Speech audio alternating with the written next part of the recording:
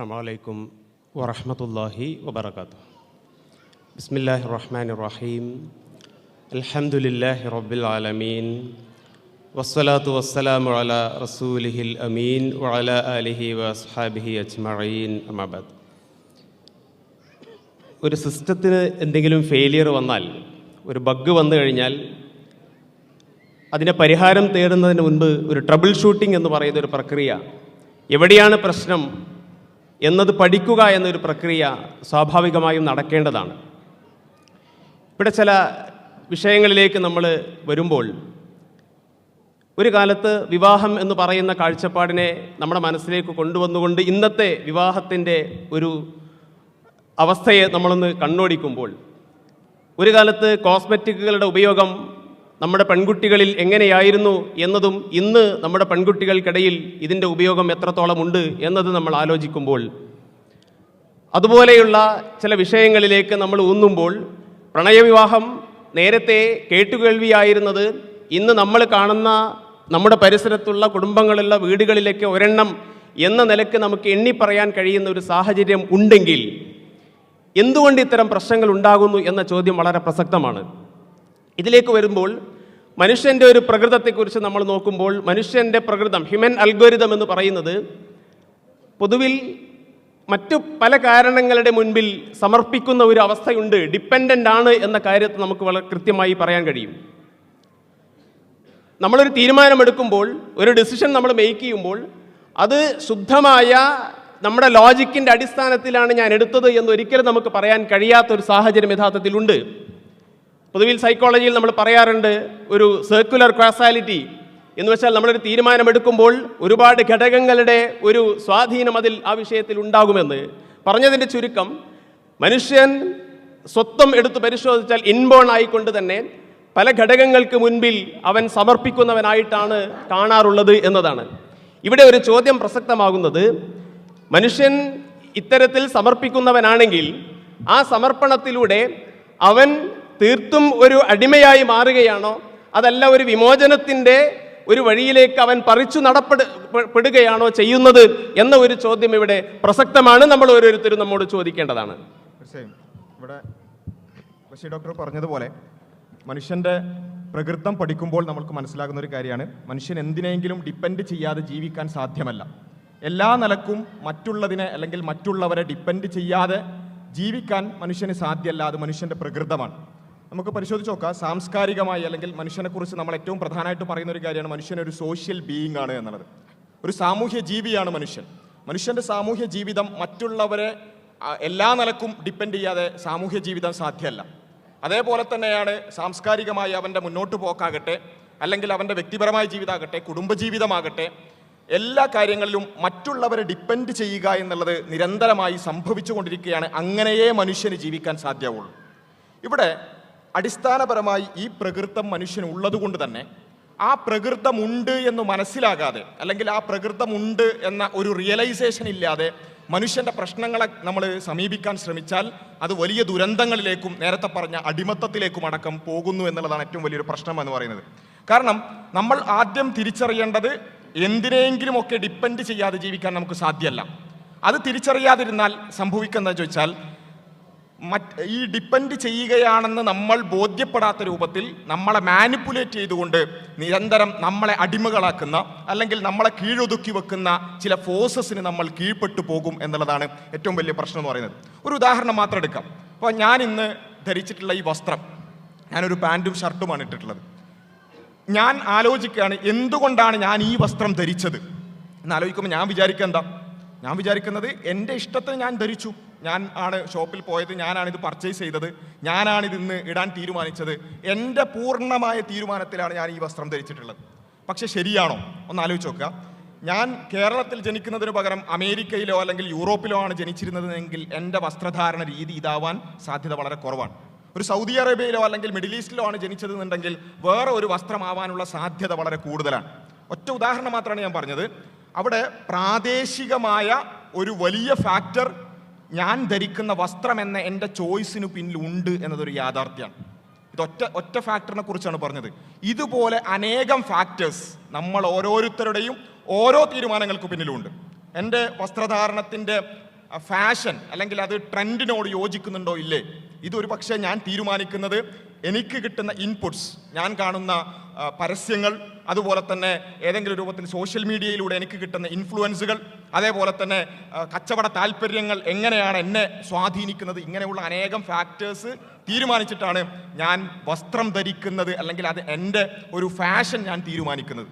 ഞാൻ പറഞ്ഞു വന്നെന്താ ചോദിച്ചാൽ, ഇങ്ങനെ അനേകം കച്ചവട താല്പര്യങ്ങളും പരസ്യങ്ങളും കോർപ്പറേറ്റ് താല്പര്യങ്ങളും ഒക്കെ നമ്മളുടെ ഓരോ ഡിസിഷനെയും വലിയ രൂപത്തിൽ സ്വാധീനിക്കുന്നുണ്ട്.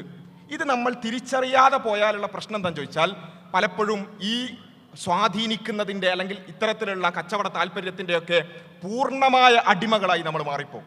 നമ്മൾ പോലും അറിയാതെ നമ്മൾ അവരുടെ അടിമകളാക്കി അവർ എന്താണോ തീരുമാനിക്കുന്നത് അവർ സെറ്റ് ചെയ്യുന്ന ട്രെൻഡുകൾക്ക് പിന്നാലെ സഞ്ചരിക്കുന്ന ഒരു അവസ്ഥ പലപ്പോഴും നമുക്കുണ്ടാകും. അതുകൊണ്ടാണ് ഇപ്പോൾ ഏതെങ്കിലും ഒരു ഫാഷൻ വരുന്നു, ആ ഫാഷൻ വരുമ്പോൾ ഈ ഫാഷൻ്റെ പിന്നാലെ പോകുന്നവർ അറിയുന്നില്ല കച്ചവട താല്പര്യക്കാർ ചൂഷണത്തിനു വേണ്ടി ഉണ്ടാക്കിയെടുത്ത ആ ഒരു ട്രെൻഡിന്റെ പിന്നാലെ അതിന്റെ അടിമകളാക്കി ഞങ്ങൾ പിന്നാലെ പോവുകയാണെന്ന് അവർ ചിന്തിക്കുന്നില്ല. അതെ, അൺഇൻറ്റൻഷനൽ ആയിട്ടാണ് എന്ത് ചെയ്യുന്നത്, ആ ഒരു കീഴ്പ്പെടൽ സംഭവിക്കുന്നത്. ഇത് നമ്മൾ തിരിച്ചറിയാതെ പോയാൽ നമ്മൾ അവരുടെ അടിമകളാകും. അപ്പോൾ പിന്നെ ഈ അടിമത്തത്തിൽ നിന്ന് നമുക്ക് വിമോചനം എപ്പോഴാണ് പോസിബിൾ ആവുക? എന്തായാലും ഒരുപാട് ഫാക്ടേഴ്സ് നമുക്ക് നമ്മളെ സ്വാധീനിക്കുന്ന കാര്യത്തിൽ സംശയമില്ല. പക്ഷേ എപ്പോഴാണ് നമുക്ക് ആ ഒരു ഫാക്ടേഴ്സിൽ നിന്നും ചെറിയ രൂപത്തിലെങ്കിലും വിമോചനം സാധ്യമാവുക? ഇതിന് അപ്പുറത്തേക്ക് ഇതിനെ അടക്കം നിർണ്ണയിക്കാൻ പറ്റുന്ന, അല്ലെങ്കിൽ ഈ സമർപ്പണം വേണോ വേണ്ടേ എന്ന് തീരുമാനിക്കാൻ പറ്റുന്ന രൂപത്തിലുള്ള ഒരു അൾട്ടിമേറ്റ് ഒരു സമർപ്പണം നമുക്കുണ്ടെങ്കിൽ, എന്ന് വെച്ചാൽ ഇസ്ലാമികമായി പറയുകയാണെന്നുണ്ടെങ്കിൽ നമ്മെ സൃഷ്ടിച്ച പടച്ചവന് നമ്മൾ സമർപ്പിക്കുകയാണെങ്കിൽ, എന്തായാലും മനുഷ്യൻ ആർക്കെങ്കിലുമൊക്കെ സമർപ്പിക്കും. ആ സമർപ്പണത്തിൻ്റെ പരിപൂർണമായ രൂപം പടച്ചവന് സമർപ്പിക്കുകയാണെന്നുണ്ടെങ്കിൽ മറ്റ് സമർപ്പണങ്ങളിൽ നിന്നും ചെറിയ രൂപത്തിലെങ്കിലും എന്ത് ചെയ്യാൻ പറ്റും, നമുക്ക് രക്ഷപ്പെടാൻ സാധിക്കും എന്നുള്ളതാണ് അതിൽ ഒന്നാമതായി സൂചിപ്പിക്കാൻ എനിക്ക് തോന്നുന്നത്. ആ ഒരു വിഷയത്തിൽ തന്നെ പലപ്പോഴും നമ്മൾ ഈ മാനിപ്പുലേഷനും ലിബറേഷനും ഇടയ്ക്ക് വളരെ ഒരു നേരിയൊരു ചോയ്സിൻ്റെ ലൈനുണ്ട്. ആ ലൈൻ പലപ്പോഴും പുതിയ കാലത്ത് തെറ്റിദ്ധരിക്കപ്പെട്ടിട്ടുണ്ട്. പ്രത്യേകിച്ച് ഇസ്ലാമിനെ സ്വീകരിക്കുന്നത് പോലും ഒരു ചോയ്സായി ന്യായീകരിക്കപ്പെടുന്ന, ഇപ്പോൾ ഹിജാബ് ഈസ് എ ചോയ്സ്, അതുപോലെ തന്നെ ഞാൻ നിസ്കരിക്കുന്നതിൻ്റെ ചോയ്സാണ് എന്ന് പറയുന്ന ഒരു നരേഷൻ പുതിയതായി ക്രിയേറ്റ് ചെയ്യുന്നുണ്ട്. പക്ഷേ യഥാർത്ഥത്തിൽ ഒരാൾ ഹിജാബ് ധരിക്കുന്നതോ ഒരാൾ നമസ്കരിക്കാൻ പോകുന്നതോ ഒരാൾ ഇസ്ലാമിൽ അടിയുറച്ച് വിശ്വസിക്കുന്നതോ അയാളുടെ ചോയ്സ് അല്ല. കാരണം ഇത് നമ്മൾ ശരിക്ക് ഒരു ലിബറൽ പാരഡോക്സ് എന്ന നിലയ്ക്ക് കണക്ട് ചെയ്യുകയാണെങ്കിൽ നിങ്ങൾക്ക് എൻ്റെ PPTയിൽ കാണാൻ സാധിക്കുന്നത് പോലെ രണ്ട് രൂപത്തിൽ ചിന്തകൾ നമുക്ക് അനലൈസ് ചെയ്യാം. ഒരു വ്യക്തി ഒരു ലിബറൽ ഫാഷൻ ഡ്രസ്സ് ധരിക്കുന്നു, ഒരു മോഡേൺ ഡ്രസ്സ് ധരിക്കുന്നു. ഫോർ എക്സാമ്പിൾ, നമ്മളൊക്കെ ഇന്ന് പറയുന്ന രൂപത്തിലുള്ള ഏതെങ്കിലും രൂപത്തിലുള്ള ഇസ്ലാമികമല്ലാത്തൊരു വസ്ത്രം ധരിക്കുന്നു. ആ വ്യക്തി പറയുകയാണ് അത് എൻ്റെ ചോയ്സ് ആണെന്ന് പറയുന്നു. എന്നാൽ മറുവശത്ത് ഒരു വ്യക്തി ഹിജാബ് ധരിക്കുന്നു, ഇസ്ലാമിക വസ്ത്രം ധരിക്കുന്നു, അതും എൻ്റെ ചോയ്സ് ആണെന്ന് പറയുകയാണെങ്കിൽ അവിടെ രണ്ട് വ്യക്തികളുടെ ചോയ്സ് എന്നതിനപ്പുറത്തേക്ക് അവിടെ പ്രത്യേകിച്ച് നമ്മൾ എടുക്കുന്ന നിലപാടിന് ഒരു ബാക്ക് ഇല്ല എന്നുള്ളത് വളരെ ഇമ്പോർട്ടൻ്റ് ആണ്. അവിടെയാണ് യഥാർത്ഥത്തിൽ ഇപ്പോൾ നേരത്തെ സൂചിപ്പിച്ചതുപോലെ ഒരു അൾട്ടിമേറ്റ് ആയ കമാൻഡിൻ്റെ അടിസ്ഥാനത്തിലാണ് ഞാനിത് ചെയ്യുന്നത് എന്ന് പറയുമ്പോൾ അവിടെ നമുക്ക് സ്ട്രോങ് ആയ ഒരു സ്റ്റാൻഡ് ഉണ്ട്, വളരെ വാലിഡ് ആയ ഒരു പോയിന്റ് ഉണ്ട്. ഇത് ഏത് വിഷയത്തിലുണ്ട്. ഇപ്പോൾ സെലിബ്രേഷൻ കൾച്ചർ എന്ന പേരിൽ നമ്മളൊക്കെ പോകുന്ന വിവാഹവേദികളിൽ, നമ്മളൊക്കെ പങ്കെടുക്കുന്ന വ്യത്യസ്തമായ പരിപാടികളിൽ സെലിബ്രേഷൻ എന്ന പേരിൽ DJ പാട്ടും കൂത്തും നടക്കുമ്പോൾ അവിടെ ഡാൻസ് കളിക്കുന്ന ഒരാൾ പറയുകയാണെങ്കിൽ അത് എൻ്റെ ഇഷ്ടമാണ്, എൻ്റെ ചോയ്സ് ആണെന്ന് പറയുന്നു. നേരെ മറിച്ച് പള്ളിയിലേക്ക് നമസ്കരിക്കാൻ പോകുന്ന നമ്മൾ പറയാണ് ഇത് എൻ്റെ ചോയ്സ് ആണെന്ന് പറയുന്നു. അവിടെ ആക്ച്വലി നമ്മുടെ ചോയ്സിൻ്റെ ബാക്ക് എന്ന് പറയുന്നത് അത് അള്ളാഹുവിൻ്റെ കമാൻഡാണ് എന്ന് വരുമ്പോൾ മാത്രമാണ് യഥാർത്ഥത്തിൽ നമ്മൾ പറയുന്ന ആ ഒരു സ്റ്റാൻഡിന് ഒബ്ജക്റ്റീവായ ഒരു റിയാലിറ്റിയിലേക്ക് അത് എത്തുകയുള്ളൂ. അവിടെയാണ് മുസ്ലിം എന്ന പദത്തിൻ്റെ കൃത്യമായ വിവക്ഷ നമ്മൾ മനസ്സിലാക്കുന്നത്. പുതിയ കാലത്തെ ലിബറൽ ട്രെൻഡുകളുടെ എല്ലാം അടിസ്ഥാനത്തെ വേരോട് കൂടി പിഴുത് കളയുന്ന രൂപമാണ് ഇസ്ലാമിൻ്റെ ആ വാക്ക് തന്നെ കൃത്യമായി പ്രയോഗിക്കുന്നത്. മുസ്ലിം, അവിടെ ഒരു മനുഷ്യൻ പൂർണ്ണമായും അവൻ്റെ ഇഷ്ടത്തെക്കാൾ മുകളിൽ അള്ളാഹുവിൻ്റെ കമാൻഡ് വെക്കുന്നു, അവൻ്റെ ഏത് പ്രയോറിറ്റിയേക്കാൾ മുകളിൽ അള്ളാഹുവിൻ്റെ ഇഷ്ടത്തെ വെക്കുന്നു. ഇതിനാണ് യഥാർത്ഥത്തിൽ മുസ്ലിം എന്ന് പറയുന്നത്. പക്ഷേ പലപ്പോഴും പുതിയ കാലത്ത് ഈ ലിബറൽ നരേറ്റീവ് നമ്മുടെ അടുത്ത് പറയണത് ഈ നേരത്തെ പറഞ്ഞതുപോലെ തന്നെ നിങ്ങൾ ഇത് ധരിച്ചിട്ട് മുസ്ലിം ആയിക്കോളൂ, നിങ്ങളൊന്ന് DJ പാർട്ടിക്ക് വന്ന് മുസ്ലിം ആയിക്കോളൂ, നിങ്ങൾ ഈ പറഞ്ഞ ഒരു ഫാഷനൊക്കെ ഇല്ലാത്തൊരു കാലത്ത് നിങ്ങൾ ജീവിക്കേണ്ട കാര്യമില്ലല്ലോ എന്ന രൂപത്തിൽ നമ്മളെ അതിലേക്ക് ഇങ്ങനെ അടുപ്പിക്കുന്നൊരു സ്വഭാവം നമ്മൾ കാണുന്നതാണ്. അപ്പോൾ ഈ ഒരു കൺഫ്യൂഷൻ യഥാർത്ഥത്തിൽ വളരെ നിലനിൽക്കുന്നുണ്ടെന്നുള്ള വളരെ യാഥാർത്ഥ്യമാണ്. തീർച്ചയായും ഈ കൺഫ്യൂഷനിലേക്ക് എന്തുകൊണ്ട് എത്തുന്നു എന്ന് ചോദിച്ചാൽ സ്വാഭാവികമായും ഒരു വിശ്വാസമില്ലാത്ത ഒരാളെ സംബന്ധിച്ചിടത്തോളം ഒരു എങ്ങോട്ട് പോകണമെന്ന് ലക്ഷ്യബോധമില്ലാതെ ഒരു ജംഗ്ഷനിലെത്തിയ ഒരു വ്യക്തിയെ പോലെ ആയിരിക്കുമെന്ന് വേണമെങ്കിൽ നമുക്ക് പറയാം. ഇത് രണ്ട് രീതിയിലാണ് ഇത്തരം ഈ ഒരു സ്വഭാവം ആളുകളിലേക്ക് വരുന്നത്. ഒന്ന്, മെല്ലെ മെല്ലെ ഒരു വ്യക്തിയിൽ നിന്ന് അവൻ്റെ വിശ്വാസത്തിൻ്റെ എലമെൻറ്റുകൾ മെല്ലെ പറിച്ച് നടപ്പെടുന്നു എന്നതാണ് ഒന്ന്. മറ്റൊന്ന്, സമൂഹത്തിൽ പൊതുവിൽ വ്യത്യസ്തമായ തിന്മകളെ കാലങ്ങളായി തിന്മകളായി നമ്മളെല്ലാവരും അംഗീകരിച്ചു വന്ന തിന്മകളെ അതിനെ ഗ്ലാമറൈസ് ചെയ്ത് നന്മയായി ചിത്രീകരിക്കുന്ന ഒരു സാഹചര്യം ഉണ്ടാകുമ്പോൾ വ്യക്തികളും സമൂഹവും ആ തിന്മയുടെ പുറകെ പോകുന്ന സാഹചര്യം ഉണ്ടാകുന്നു എന്നതാണ്. ഇങ്ങനെ ഈ തിന്മകളെ നന്മയായി ചിത്രീകരിക്കുന്ന ആ ഒരു പ്രക്രിയ, ആ ഒരു പാറ്റേണിനെ കുറിച്ച് നമ്മൾ കൃത്യമായി നോക്കുകയാണെങ്കിൽ അത് വ്യത്യസ്തമായ ഘട്ടങ്ങളിലൂടെ കടന്നുപോയിട്ടാണ് അത് സംഭവിക്കുന്നത് എന്ന് നമുക്ക് തീർച്ചയായും പറയാൻ കഴിയും. അതിൽ ഒന്നാമത്തെ ഒരു ഘട്ടം എന്ന് പറയുന്നത് ഗ്ലാമറൈസേഷൻ എന്നതാണ്. എന്ന് വെച്ചാൽ ആ ഒരു തിന്മയെ ഗ്ലാമറായി ചിത്രീകരിക്കുക, സിനിമകളിലൂടെ, സീരിയലുകളിലൂടെ, സെലിബ്രിറ്റികളിലൂടെ, ഇൻഫ്ലുവൻസേഴ്സിനെ ഉപയോഗപ്പെടുത്തിക്കൊണ്ട് ആ തിന്മകളെ ഗ്ലാമറാക്കി ചിത്രീകരിക്കുക എന്നതാണ് അതിൽ ഒന്നാമത്തെ ഘട്ടം. അങ്ങനെ സംഭവിക്കുമ്പോൾ ആളുകളുടെ മനസ്സിൽ നിന്ന് ഒരു ആഗ്രഹത്തോടുകൂടി, ത്വരയോടുകൂടി അതിൻ്റെ പുറകെ പോകാനുള്ള ഒരു ചിന്ത സൃഷ്ടിക്കപ്പെടുന്നു എന്നതാണ് ഒന്ന് സംഭവിക്കുന്നത്. അതിൻ്റെ രണ്ടാമതൊരു ഘട്ടം എന്ന് പറയുന്നത് ഡീസെൻസിറ്റൈസേഷൻ ആണ്. എന്ന് വെച്ചാൽ നിരന്തരമായി ഒരു കാര്യം നമ്മൾ കണ്ടുകൊണ്ടേയിരിക്കുകയാണ്, ഒരേ കാര്യം ആവർത്തിച്ച് നമ്മൾ കേട്ടുകൊണ്ടേയിരിക്കുകയാണ്. സ്വാഭാവികമായും അതൊരു തിന്മയാണെങ്കിൽ പോലും അതിനെതിരെ പ്രതികരിക്കാനുള്ള ഒരു പ്രതികരണ ശേഷി നമ്മുടെ മനസ്സിൽ നിന്ന് മെല്ലെ മെല്ലെ പറിച്ചു മാറ്റപ്പെടും എന്നതാണ്. അങ്ങനെ സംഭവിക്കുമ്പോൾ സ്വാഭാവികമായും ആ തിന്മ പതുക്കെ ആ സമൂഹം ഏറ്റെടുത്തു പോകുന്ന സാഹചര്യം ഉണ്ടാകും. ഏറ്റവും ഒടുവിൽ അതിൻ്റെ ഒരു മൂന്നാമത്തെ ഘട്ടം, അവസാനത്തെ ഘട്ടം എന്ന് പറയുന്നത് നോർമലൈസേഷൻ എന്നതാണ്. ആ ഒരു തിന്മ എല്ലാ ആളുകളിലും ഇല്ലേ, നമ്മളിൽ എല്ലാവരും ഉണ്ടല്ലോ, അതില്ലാതെ എങ്ങനെയാണ് ജീവിക്കാൻ കഴിയുക? അയൽവാസികളിൽ അതുണ്ടല്ലോ, എൻ്റെ സ്കൂളിൽ പഠിക്കുന്ന എല്ലാവരും അത് ചെയ്യുന്നുണ്ടല്ലോ.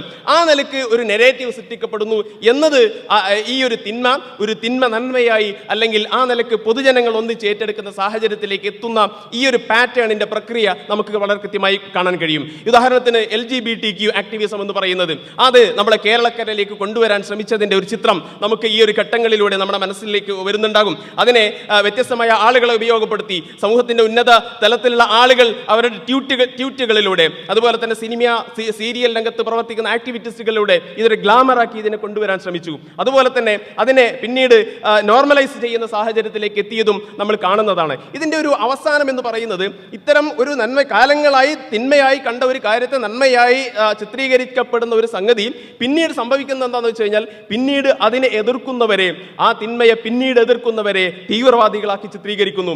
അത് ചെയ്യാത്ത ആളുകൾ, അത് ചെയ്യുന്ന ആളുകളെ പരിഷ്കൃതവാദികളായും ചിത്രീകരിക്കുന്ന ഒരു സാഹചര്യമാണ് പിന്നീട് നമ്മൾ കാണുന്നത്. ഇത് നമ്മളിങ്ങനെ പറയുമ്പോൾ ഈ ഡീസെൻസിറ്റൈസേഷൻ, നോർമലൈസേഷൻ ഇതൊക്കെ ശരിക്കും സംഭവിക്കുന്നതാണോ എന്ന് സംശയം ഉണ്ടെങ്കിൽ ഞാനൊരു രംഗം ആദ്യം നിങ്ങളെ കാണിക്കാം.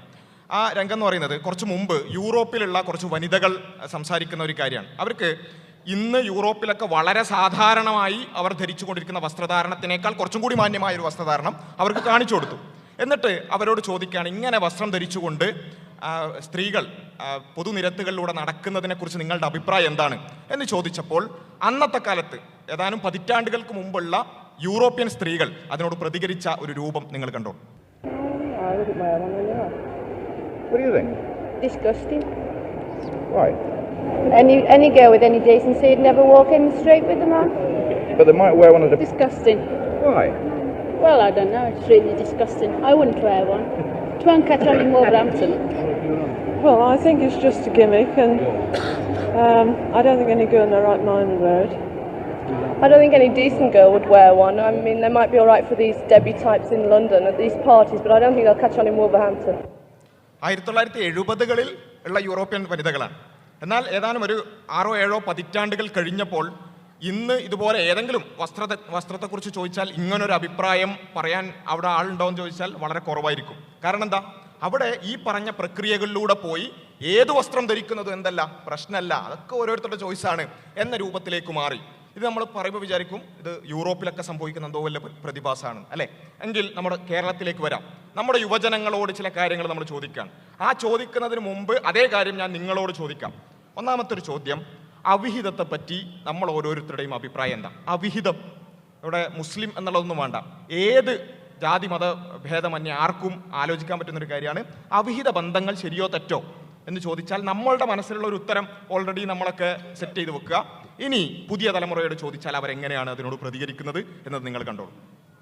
അത് ഓരോരുത്തരുടെ അഭിപ്രായമല്ലേ, ഓരോരുത്തരുടെ ഫീലിങ്സും അതുപോലെ ഇമോഷൻസും അല്ല. അപ്പം അത് നമ്മൾ കൈയെടുത്തേണ്ട ആവശ്യമില്ല.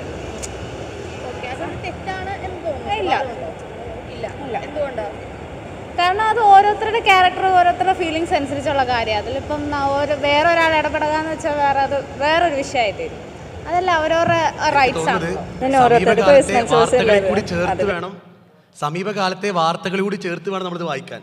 നമ്മുടെ വാർത്താ ചാനലുകളിൽ ധാർമ്മികതയില്ലെന്നൊക്കെ പറഞ്ഞ് അവിഹിതത്തെയൊക്കെ കൊട്ടിഘോഷിച്ച സമയത്ത് ഒരു പുതുതലമുറ അതിനെ കാണുന്ന കാഴ്ചയാണ് നമ്മൾ ഈ കാണുന്നത്. യെസ്. അപ്പോൾ അതിൻ്റെ ഒരു പാറ്റേൺ ആണ് നമ്മൾ മനസ്സിലാക്കേണ്ടത്. ഈ ഓരോ വിഷയങ്ങളല്ല പ്രധാനം കേട്ടോ. അവിഹിത ബന്ധങ്ങൾ, അതിൽ എങ്ങനെയാണ് അതിൻ്റെ ഉത്തരങ്ങൾ വരുന്നത്, ഇത് ഒരുപാടുണ്ട്, സമയത്തിൻ്റെ പരിമിതി കൊണ്ട് മൊത്തം കാണിക്കുന്നില്ല. അപ്പം ഇനി എല്ലാവരും പറയുന്നത് അതൊക്കെ ഓരോരുത്തരുടെ ഇഷ്ടമല്ലേ, ചോയ്സ് അല്ലേ, അതൊക്കെ ഓരോരുത്തരുടെ താല്പര്യമല്ലേ. ഓക്കെ, ശരി. ഇത് അവിഹിതത്തെക്കുറിച്ച് മാത്രമുള്ള അഭിപ്രായമാണോ എങ്കിൽ അടുത്തൊരു ചോദ്യം ഞാൻ ചോദിക്കാം. വിവാഹത്തിൻ്റെ പുറത്ത് കുട്ടികൾ ഉണ്ടാകുന്നതിനെ കുറിച്ച് എന്താ അഭിപ്രായം? നമ്മൾ ഓരോരുത്തരും ഒരു ഉത്തരം മനസ്സിലേക്ക് കൊണ്ടുവന്നോളൂ. വിവാഹത്തിൻ്റെ പുറത്ത് കുട്ടികൾ ഉണ്ടാവുക, അവിഹിത ബന്ധമല്ല കേട്ടോ, വിവാഹത്തിൻ്റെ പുറത്ത് കുട്ടികൾ ഉണ്ടാവുക, എന്താ അതിനുള്ള ഉത്തരം എങ്ങനെ വരുന്നത്? അത് ഓരോരുത്തരുടെ ചോയ്സാണ്. ചോയ്സ് എന്ന് പറഞ്ഞിട്ടുണ്ടെങ്കിൽ ഇപ്പോൾ ഒരു ഫീമെയിലിന് തീരുമാനിക്കാം അവരുടെ ബോഡി, അവരുടെ മൈൻഡ്. സോ അതിന് മറ്റുള്ള ആൾക്കാരുടെ കൺസേണും കാര്യങ്ങളൊന്നും ആവശ്യമില്ല. തെറ്റാണെന്ന് എനിക്ക് തോന്നുന്നില്ല.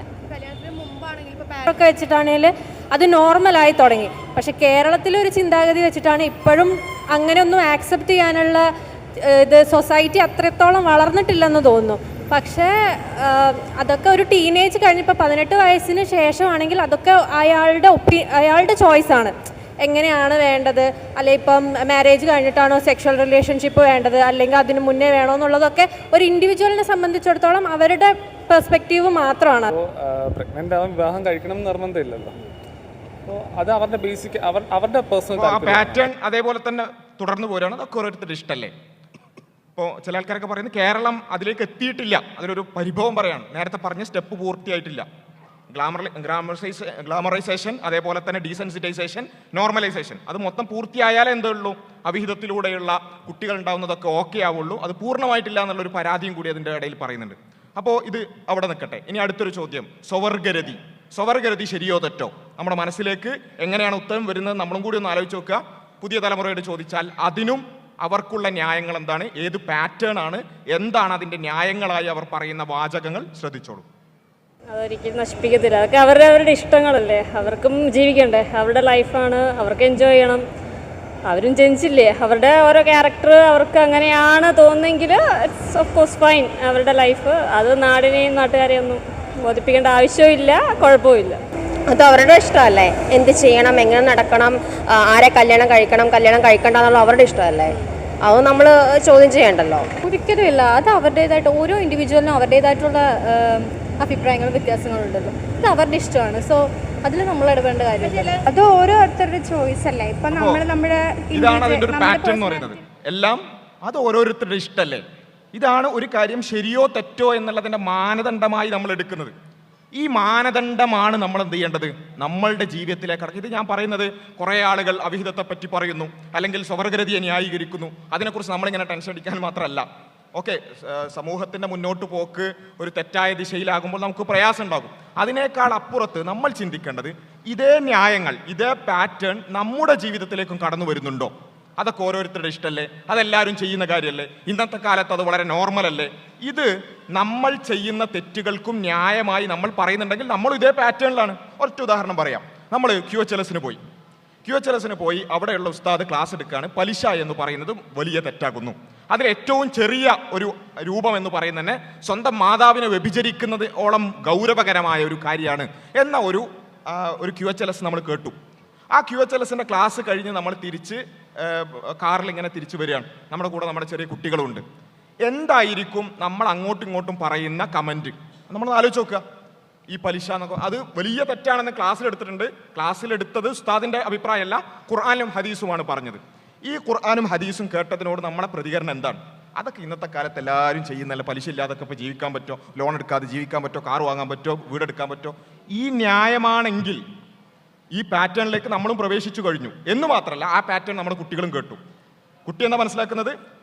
പടച്ചോനൊരു കാര്യം പറഞ്ഞിട്ടുണ്ട്, പക്ഷേ അതിന് എതിരായി ചെയ്യാനുള്ള ന്യായം എന്താണ്? അതെല്ലാവരും ചെയ്യുന്നില്ല, അതൊക്കെ ഓരോരുത്തരുടെ ഇഷ്ടമല്ലേ എന്ന ന്യായം, ആ പാറ്റേൺ നമ്മുടെ കുട്ടികൾക്ക് നമ്മൾ പറഞ്ഞു കൊടുക്കുകയാണ്. ഇനി അടുത്തതായി നമ്മൾ ശ്രദ്ധിക്കേണ്ടത്, ഇനി ഈ പാറ്റേണിൽ അവർ മറ്റു കാര്യങ്ങളെയും എന്ത് ചെയ്യും, എടുക്കും. ഉദാഹരണത്തിന് ആ കുട്ടി ഒരു 10ാം ക്ലാസ് എത്തി, അവൻ്റെ മുമ്പിലേക്ക് ഒരു കഞ്ചാവ് വന്നു. കഞ്ചാവ് വന്നാൽ നമ്മൾ വിചാരിക്കുക എന്താ, മദ്രസയിൽ പഠിപ്പിച്ചിട്ടുണ്ടല്ലോ, ഉസ്താദ് പറഞ്ഞു കൊടുത്തിട്ടുണ്ടല്ലോ, ഹറാമാണെന്ന് പറഞ്ഞിട്ടുണ്ടല്ലോ. ശരി, പറഞ്ഞിട്ടുണ്ട്. ആ ഹറാമാണെന്ന ഇസ്ലാമിക അധ്യാപനം, വഹീൻ്റെ അടിസ്ഥാനത്തിലുള്ള അധ്യാപനം അവൻ്റെ മനസ്സിലുണ്ട്.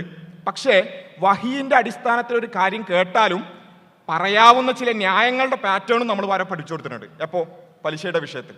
പലിശ ഹറാമാണെന്ന് കേട്ടു, പക്ഷേ അതെല്ലാവരും ചെയ്യുന്നില്ല എന്നുള്ളൊരു ന്യായം നമ്മളവർക്ക് പറഞ്ഞു കൊടുത്തു.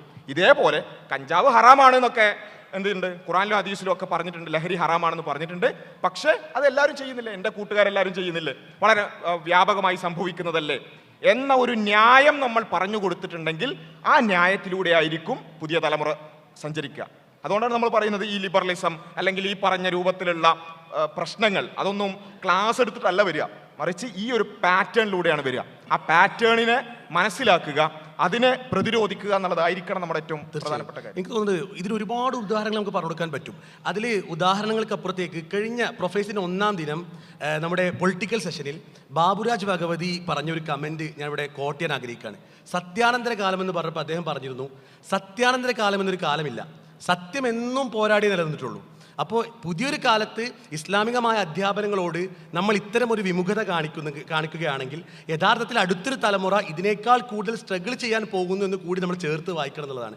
മറ്റൊരു ഉദാഹരണം, ഇപ്പോൾ ഇവിടെ പലിശയെക്കുറിച്ച് പറഞ്ഞതുപോലെ തന്നെ ഇമ്പോർട്ടൻ്റ് ആണ് പുതിയ തലമുറയിലെ സെലിബ്രേഷൻ കൾച്ചർ. പ്രത്യേകിച്ച് കുടുംബമായിക്കൊണ്ട് തിയേറ്ററുകളിലൊക്കെ സിനിമ കാണാൻ പോകുന്ന മുസ്ലിം കുടുംബങ്ങൾ നിലവിലുണ്ട്. കുടുംബമായിക്കൊണ്ട് ഇത്തരം ആഘോഷ പരിപാടികളിലേക്കൊക്കെ ചെന്നെത്തുന്ന മുസ്ലിം ഫാമിലികളുണ്ട്. പലപ്പോഴും നമ്മൾ തന്നെ ചെന്നെത്തുന്ന വിവാഹ പരിപാടികളിലടക്കം ഇത്തരം ഡാൻസും സെലിബ്രേഷൻ കൾച്ചറും എല്ലാം കാണുമ്പോൾ അതൊക്കെ നമ്മുടെ കുടുംബത്തിലല്ലേ, അതൊക്കെ ഇന്ന് എല്ലാവരുടെയും കാണുന്നതല്ലേ എന്നുള്ള കോമൺ ആയിട്ടുള്ള ആ ഒരു നോർമലൈസേഷൻ, ഇത് യഥാർത്ഥത്തിൽ നമ്മുടെ തലമുറ പഠിച്ചാൽ ഉണ്ടാവുന്ന അപകടമാണ് യഥാർത്ഥത്തിൽ നമ്മൾ ആ ക്ലിപ്പുകളിൽ കണ്ടത്. ഇനി ഇവിടെ LGBTQ കുറിച്ച് പറഞ്ഞു, ഇവിടെ ഹോമോസെക്ഷുവാലിറ്റിയെ കുറിച്ച് പറഞ്ഞപ്പോൾ ലോകത്ത് ഇന്നേ വരെയുള്ള തലമുറകളിലെല്ലാം വലിയ രീതിയിലുള്ള പ്രത്യാഘാതങ്ങൾ ഉണ്ടാക്കിയ ഒരു കാര്യം, അത് ഇവിടെയുള്ള റിയാലിറ്റി ഷോകളിലൂടെ വന്ന് നമ്മുടെ കുട്ടികളുടെ പാഠപുസ്തകങ്ങളിൽ അടക്കം എത്തിയപ്പോൾ ഇന്ന് എന്നെ കേട്ടുകൊണ്ടിരിക്കുന്ന ഈ രക്ഷിതാക്കളിലെ നമ്മുടെ കുട്ടികൾ പഠിക്കുന്ന 9-ാം ക്ലാസ് പാഠപുസ്തകത്തിൽ സർക്കാർ തന്നെ എഴുതി വെക്കുന്ന ഇത്തരം ഹോമോസെക്ഷുവാലിറ്റിയുമായി ബന്ധപ്പെട്ട ഈ പറഞ്ഞ LGBT പ്രൊപ്പഗൻഡയുമായി ബന്ധപ്പെട്ട കമൻറ്റുകൾ വരുമ്പോൾ അതിലടക്കം യഥാർത്ഥത്തിൽ ഈ നോർമലൈസേഷൻ കാണുന്നു എന്നുള്ളത് അപകടകരമായ ഒരു കാര്യമാണ്. ഞാൻ ഒറ്റ ഉദാഹരണം മാത്രം പറയാം. ലൂത്ത് നബി അലൈഹി ഇസ്ലാമിയുടെ സമൂഹത്തെക്കുറിച്ച് പറഞ്ഞപ്പോൾ ഇസ്ലാം കൃത്യമായും പ്രതിപാദിച്ചതാണ് ഇതൊരു വലിയ പാപമാണ് എന്നത്. ലൂത്ത് നബി അലൈഹി ഇസ്ലാം വഫാത്തായതിനു ശേഷം ലോകം ഒരുപാട് കടന്നു വന്ന് ഇന്ന് നമ്മൾ 2026 ആ തിന്മയുടെ വിഷയത്തിൽ ഇസ്ലാമിന് ഒറ്റ കാഴ്ചപ്പാടേ ഉള്ളൂ. ഇസ്ലാമിന് ഏതൊരു കാലഘട്ടത്തിലും നന്മയുടെ വിഷയത്തിലോ തിന്മയുടെ വിഷയത്തിലോ 2 കാഴ്ചപ്പാടുകളോ, കാലഘട്ടം മാറുമ്പോൾ, സ്ഥലം മാറുമ്പോൾ, ആളുകൾ മാറുമ്പോൾ എല്ലാം വ്യത്യസ്തമായ കാഴ്ചപ്പാടുകൾ എന്നൊരു രീതി ഇല്ല എന്നുള്ളത് തന്നെയാണ് ചേർത്ത് വായിക്കുന്നത്. തീർച്ചയായും ഈ ഒരു തിന്മകൾ ഇതുപോലെ നോർമലൈസ് ചെയ്യുന്ന, ന്യായീകരിക്കുന്ന ഒരു അവസ്ഥയെക്കുറിച്ച് നമ്മൾ ചിന്തിക്കുമ്പോൾ ഇത് കേരളത്തിൻ്റെ പുറത്തല്ലേ, യൂറോപ്യൻ രാജ്യങ്ങളിലല്ലേ, അമേരിക്കൻ രാജ്യങ്ങളിലല്ലേ എന്നൊരിക്കലും നമ്മൾ ചിന്തിക്കേണ്ടതില്ല. ഇത് നമ്മുടെ മണ്ണിലടക്കം സംഭവിക്കുന്നു എന്ന് തീർച്ചയാണ്. നമ്മൾ ഓരോ ദിവസവും കടന്നു പോകുമ്പോൾ പത്രമാധ്യമങ്ങളിലൂടെ കേൾക്കുന്ന വാർത്തകൾ, കൊലപാതകങ്ങളുടെ എണ്ണം, ചെറിയ കുട്ടികൾ പീഡിപ്പിക്കപ്പെട്ട് കൊല്ലപ്പെടുന്ന എണ്ണം, ലഹരിയുടെ വ്യാപനം. ലഹരി എന്ന് പറയുന്നത് എന്തുകൊണ്ട് ഏതെല്ലാം നിലക്ക് ബോധവൽക്കരണ പ്രവർത്തനങ്ങൾ ഏതെല്ലാം കോണുകളിലൂടെ ഉണ്ടായിക്കഴിഞ്ഞാലും ലഹരിയുടെ വ്യാപനം വർദ്ധിച്ചു വരുന്നു എന്ന കണക്കുകൾ വളരെ കൃത്യമായി നമ്മുടെ മുൻപിലുണ്ട്. 1400-ൽ പരം സ്കൂളുകളുടെ പരിസരത്ത് സിന്തറ്റിക് ഡ്രഗുകൾ ലഭ്യമാണ് എന്ന കൃത്യമായ കണക്ക് നമ്മുടെ മുമ്പിലുണ്ട്. അതുപോലെ തന്നെ കഴിഞ്ഞ വർഷങ്ങളിലെ കണക്കുകൾ നമ്മൾ എടുക്കുമ്പോൾ 2024-ൽ 27,701 NDPS എന്ന് വെച്ചാൽ ലഹരി നിയന്ത്രണ നിയമത്തിന്റെ ഭാഗമായുള്ള കേസുകൾ രജിസ്റ്റർ ചെയ്തിട്ടുണ്ട്. അതുപോലെ തന്നെ കഴിഞ്ഞ 4 വർഷത്തിനുള്ളിൽ 2021 മുതൽ 24 വരെയുള്ള കണക്കുകൾ എടുത്താൽ 87,101 ലഹരിയുമായി ബന്ധപ്പെട്ട കണക്കുകൾ. ഇത് 130% വർധനവാണ് ഇതിലുണ്ടായിക്കൊണ്ടിരിക്കുന്നത്. ഇത്തരം കണക്കുകൾ കൃത്യമായി നമ്മെ ബോധ്യപ്പെടുത്തും. ഇത് കേരളത്തിന്റെ കണക്കാണ്. ഇത് ബോധ്യപ്പെടുത്തുന്നത് നമ്മുടെ മണ്ണിലും ഇത് സംഭവിച്ചു കൊണ്ടിരിക്കുന്നു എന്നതു തന്നെയാണ്. ഇതിൽ ലഹരിയിൽ മാത്രം ഒതുങ്ങുന്നതല്ല, ഏത് മേഖലയിലേക്ക് നോക്കിയാലും ഈ ഒരു ഇൻഫ്ലുവൻസ് നമ്മൾ ശരിക്കും കാണാൻ സാധിക്കും. അപ്പോൾ നമ്മൾ ഈ പറയുന്ന ഇത്തരത്തിലുള്ള ഈ മോഡേണിസം അല്ലെങ്കിൽ ലിബറലിസം, ഇതിനൊക്കെ ഒരു അടിസ്ഥാന പ്രശ്നം എന്ന് പറയുന്നത് മനുഷ്യനെ അവൻ ചങ്ങലകളിലാണ് ജീവിച്ചു കൊണ്ടിരിക്കുന്നത്. ആ ചങ്ങലകളിൽ നിന്നും അവനെ സെറ്റ് ഫ്രീ ആക്കുക. നേരത്തെ പറഞ്ഞ അതേ കാര്യം തന്നെ, മനുഷ്യൻ ഒരിക്കലും സെറ്റ് ഫ്രീ ആവാൻ പറ്റില്ല, പക്ഷേ സെറ്റ് ഫ്രീ ആക്കാമെന്ന് പറഞ്ഞുകൊണ്ട് ഇവരുടെ അജണ്ടകളിൽ അതിനെ അടിമകളാക്കി ഇവരെ മാറ്റുക. അതിൻ്റെ ഒരു ഭാഗമാണ് മനുഷ്യൻ ഒരു കുടുംബ സംവിധാനത്തിനകത്ത് ജീവിച്ചാൽ അവൻ, നമ്മളൊന്ന് ആലോചിച്ച് നോക്കുക, നമ്മളുടെ ഒരു യുവത്വ കാലഘട്ടം, ആ സമയത്തൊക്കെ പലതരത്തിലുള്ള ടെൻഡൻസികൾ നമുക്കുണ്ടാവും. പക്ഷെ എന്തുകൊണ്ട് അതിലേക്കൊന്നും വല്ലാതെയൊന്നും പോകാതെ നമ്മൾ സ്വയം നിയന്ത്രിച്ചു? അതിൻ്റെ വലിയൊരു കാരണം എന്ന് പറയുന്നത് നമ്മുടെ ഒരു കുടുംബ സംവിധാനത്തെക്കുറിച്ച് ആലോചിച്ചിട്ടുണ്ടും അതിൻ്റെ ഭദ്രത കൊണ്ടുമാണ്. അപ്പോൾ ഇവരുടെ ഒരു അജണ്ട എന്ന് പറയുന്നത് ഈ കുടുംബ സംവിധാനത്തിൻ്റെ വേര് പിഴുതെറിയുക എന്നുള്ളതാണ് ഇവരുടെ ഒന്നാമത്തെ അജണ്ട എന്ന് പറയുന്നത്. അത് കേരളത്തിൽ ഏറ്റവും സുന്ദരമായി നടപ്പിലാക്കപ്പെട്ടുകൊണ്ടിരിക്കുന്നു. അതിൻ്റെ ഉദാഹരണമാണ് ഈ വിവാഹമോചനങ്ങൾ. അത് വലിയ രൂപത്തിൽ വർദ്ധിക്കുന്നു എന്നുള്ള കണക്കുകൾ നമ്മൾ കാണാൻ. ഇതിൻ്റെ അർത്ഥം വിവാഹമോചനം തന്നെ സംഭവിക്കാൻ പറ്റാത്ത ഒരു കാര്യമാണെന്നല്ല, മറിച്ച് വിവാഹമോചനങ്ങൾ ക്രമാതീതമായി വർദ്ധിക്കുന്നു എന്ന് പറഞ്ഞാൽ അതിൻ്റെ അർത്ഥം അവിടെയുള്ള കുടുംബ സംവിധാനത്തിന് കാര്യമായ പ്രശ്നമുണ്ട് എന്ന് തന്നെയാണ്. അതേപോലെ തന്നെയാണ് വിവാഹപ്പേടി.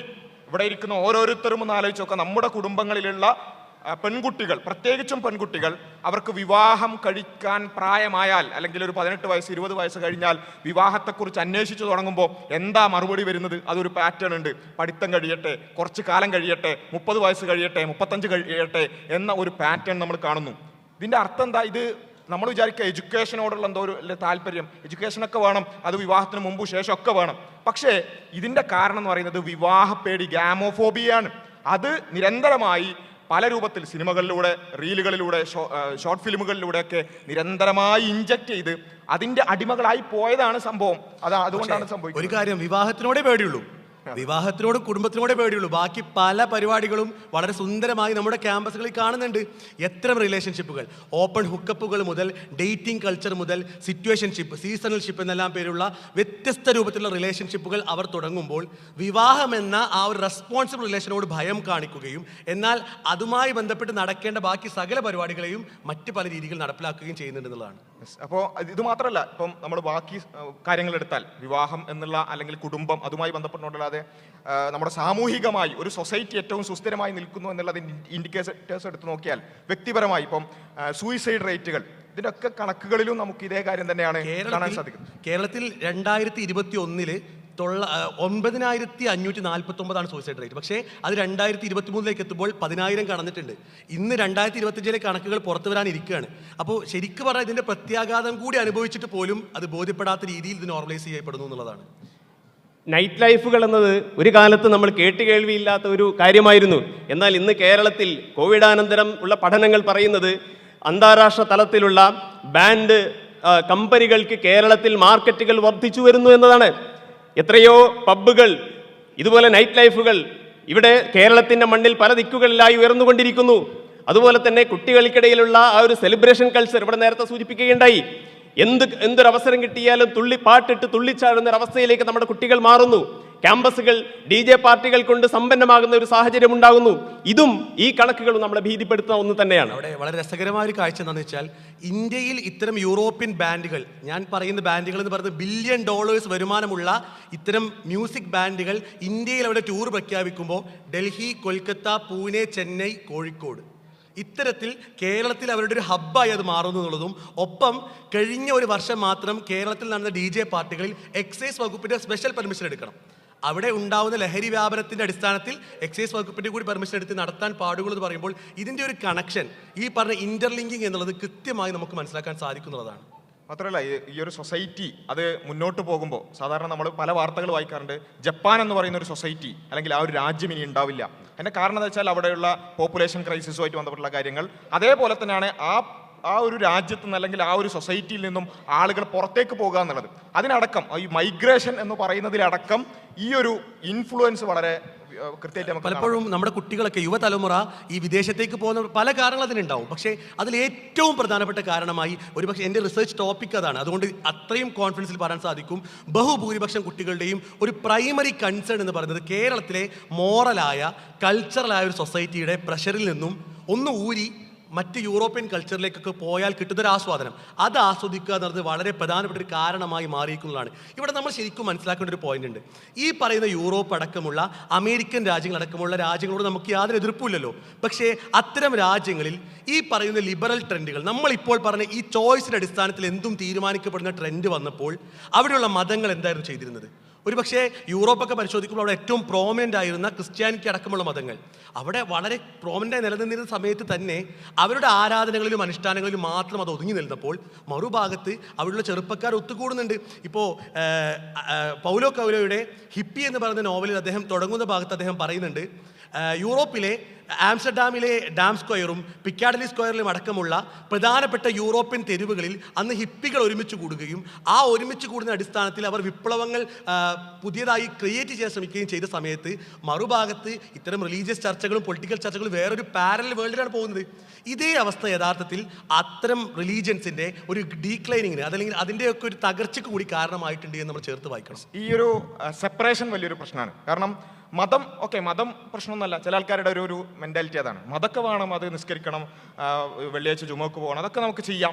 പക്ഷേ നമ്മുടെ ജീവിതത്തിൽ മൊത്തത്തിൽ ഇടപെടുന്ന ഒരു സാധനമായിട്ട് മതം മാറരുത്.